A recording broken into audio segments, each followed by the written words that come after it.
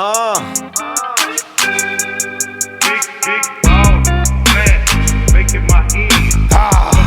Sports God TV broadcasting from DC. Like and subscribe if you really trying to see me. Oh, what a feeling talking sports like religion. No cap over here, man. It's all about business. Share the content. Jump in the comments. Let's get it crack. And the doink heard all around the world. I'm going to get to that, man. If you haven't already, man, just make sure you hit that like and subscribe button, man. Click that notification bell so you could get notified when I upload. Again, share the content. Jump in the comments. Let's get it cracking. So wild card weekend it really was a dud, right? The only game that was exciting, that was between my Washington Commanders and the Tampa Bay Buccaneers. But we went 4-2 for wild card weekend, starting off with the Chargers and Texans. I thought the Chargers could be able to go in there with the Harbaugh mindset, ground and pound and play tough defense and do what basically they have been doing all year long. Herbert laid an egg. He threw multiple picks, 4 to be exact. And the Houston Texans advanced 32-12 over the LA Chargers. Then we had the Ravens and the Steelers. I said, listen, I wanted to take that money line. I didn't trust that 8.5, 9-point spread that the Ravens had. The Ravens ended up winning by 14. So we good on the money line. The Ravens defeated the Pittsburgh Steelers 28-14. Derrick Henry went crazy, 186 yards rushing. And Lamar, just did what Lamar does. And it was just that simple. Then you had the Broncos versus the Bills, and the Bills rattled Bo Nix and Sean Payton and everyone for that matter. And like I said, I would take the Bills on the spread as well. The Bills went ahead and took care of business, 31-7 over the Denver Broncos. Packers and Eagles. I said I will take the Eagles on the money line. That's what I felt comfortable with.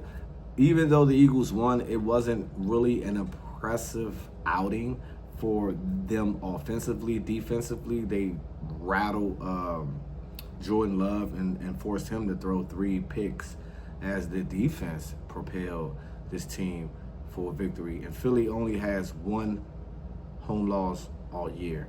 22-10 Eagles over the Green Bay Packers. Then it was the game of the day. My Washington Commanders underdogs by 3. So the +3, I said I'm going to take the +3. And I didn't even need the +3 as the Commanders closed out the game on the final seconds from the doink. That's right. The ball hit the upright and went over the goalpost as time expired, and the Commanders went on the road as the 6th seed and beat the 3rd seeded Tampa Bay Buccaneers 23-20. In a game that was crazy, man. A lot of things that was going on inside of that game. Jay Daniels once again unfazed by the moment.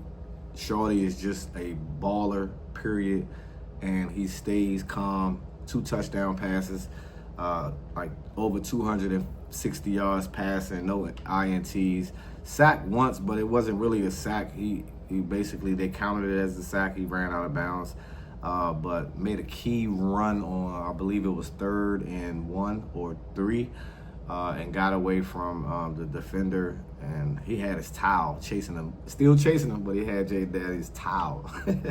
Jaden slid, dove for the first down, and ultimately it was clutch. The stats from that game, like I said, Baker Mayfield, they didn't have a lot of opportunities. I think they had 7 possessions. He was 15 for 18. He was cooking. Him and Mike Evans was cooking. 185, 2 touchdowns, no picks. Like I said, Jaden threw for 268, 2 touchdowns, no picks. The run game was awful for the Commanders. They tried to stay loyal to it, 33 carries for only 82 yards, 13 being the longest rush. Came by Austin Eckler. Bucky Irvin only had 77 yards on 17 carries. So the Commanders, you got to give them kudos to that. Baker had 23 yards. They had 101 for 25. So it was pretty tough outing. Mike Evans had 92 yards on 7 receptions. A lot of them being on Marshall Lattimore. And he had a touchdown as well. De'Ami Brown stepped up big, 5 catches for 89 and a touchdown. Terry McLaurin, 7 catches for 89 and a touchdown.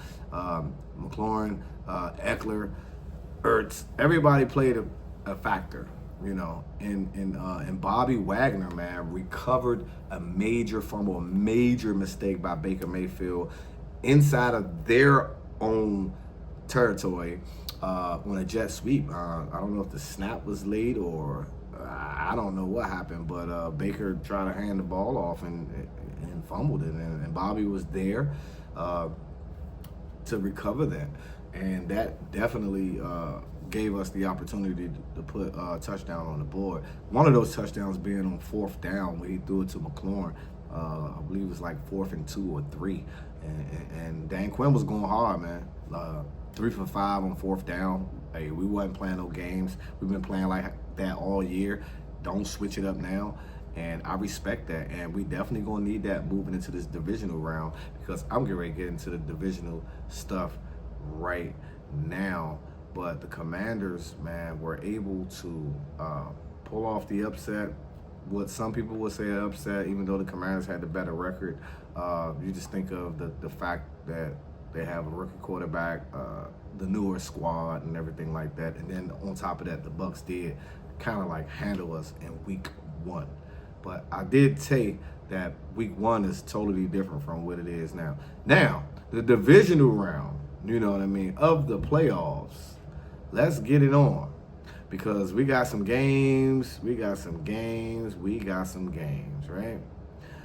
And so you starting off 4:30 between the Houston Texans. They going into KC. KC's on the bye week. They haven't lost at home all year. You know what I'm saying? CJ Stroud and them is hot. Kansas City is favored by 8. You know, the over and under is 41.5. I don't know. If that defensive line plays the way that they played against the Chargers, then they have a legitimate shot.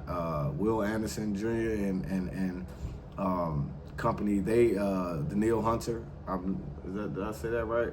Yeah, they are setting the edge, and they were able to pin their ears back because they had a lead. And I'm not sure if they can go into KC to jump out early to be able to like pin their ears back and just come after Patrick Mahomes. I'm sure Andy Reid got something up his sleeve as far as the scheme and the plan and how they're going to go about things versus the rushers. Mahomes always gets the ball out of his hand fast, pretty fast, on time. You know, Kelsey, Hopkins going against his old team. This is going to be a good game. It should be an exciting game. You know, the first game to kick off the divisional round. And look, man, give me the Chiefs, but on the money line, I don't trust the spread, 8 points. They can easily win this game by 17, 14 points, 10 points, or whatever the case, but I just don't trust it. So I'll stay with the money line. Then I would say this would be at least the game for Saturday, right? You got the number 1 seed, Detroit Lions, 15-2, 7-2 at the house, versus my Washington Commanders, who are 12-5, 6-3 away from the house, 13-5. I'm sorry, and 6-3 away from the house. Now that's that 13-5 is adding the playoff game, right? Detroit is favored by 10. Now here's the thing about this game: the whole world is just not budging. They're not giving the Commanders a shot. I mean, when you look at Detroit, of course, they're super explosive. They can put points up in bunches. They're the number 1 scoring team in the league, averaging over 30 points per game, right? Commanders are top 5 too. So you got 2 top 5 teams that offensively that's going at it, right? And then you got the Detroit Lions defense. They're great on third. They're the best in the league on third down defense and stuff like that. And the Commanders are so to speak, is like the third best against the pass, which is crazy. But at the same time, if the Washington Commanders can withstand the early onslaught that's going to come from Detroit, the energy is electric, stadium, they're ready, they feel like this is their year. If the Commanders can withstand, because it is going to come, especially early, if they can withstand that early punch that the Detroit Lions are going to give them, considering they have had a bye week, and if the Commanders are hanging around, I put my trust in the Washington Commanders to finish the game because that's what they've been doing all year long. So Detroit got to watch out.